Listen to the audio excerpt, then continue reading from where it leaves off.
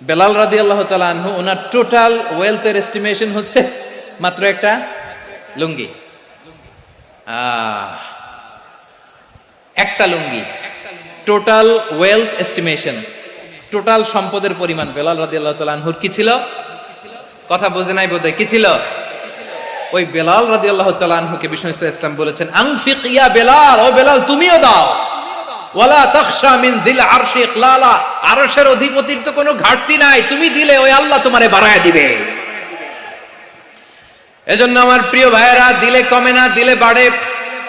অনেকে ধরে রাখে, নতুন কিছু নিতে পারে না, হাত দিয়ে যেটা ধরে রেখেছেন এটা দিয়ে দেন, বড় একটা ধরার সুযোগ পাবেন। জোরে বলেন ঠিক কিনা? ধরেন 5 কেজি ওজনের একটা ধরে রাখছেন, এখন 10, এটা না ছাড়লে 10 কেজি ধরতে পারবেন আপনি? আচ্ছা, 10 কেজির জিনিস একটা আছে হাতে, ওইটা যদি ছেড়ে দেন তাইলেই না 15 কেজি ধরতে পারবেন। কথা বলেন ঠিক কিনা?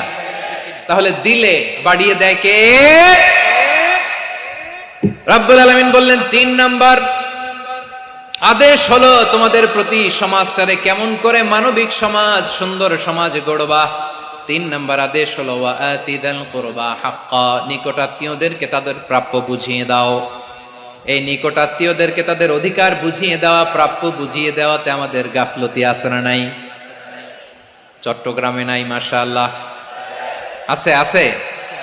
অনেকে দেখবেন অনেক আল্লাহওয়ালা, তাহাজ্জুদ গুজার, সেজদা দিতে দিতে কপালে কালো দাগ ফেলে দিছে, সে তার বোনের হকটা আদায় করে নাই। আছে না নাই? হ্যাঁ, এখানেও আছে। সর্বনাশ।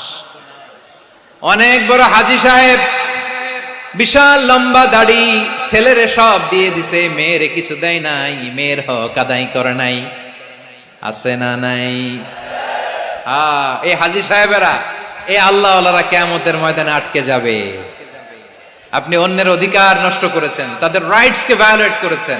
এজন্য আল্লাহ তাআলা বলেন, কারো অধিকার যদি কেউ নষ্ট করে, ওই সমাজটা মানবিক সমাজ কঠিনকালেও হতে পারে না। এজন্য 3 নম্বর আল্লাহ বললেন ওয়া ইতা ইদিল কুরবা, নিকটাত্মীয়দেরকে দাও। কি দিবা? তাদের অধিকার দিয়ে দাও। বোনের অধিকার বুঝিয়ে দাও, মেয়ের অধিকার বুঝিয়ে দাও, ফুফুর অধিকার বুঝিয়ে দাও। দেখবেন অনেক মায়েরা ছেলের পাতে মুরগির রান দেয়, মেয়ের পাতে দেয় মুরগির ঠ্যাং। এরকম আছে না নাই?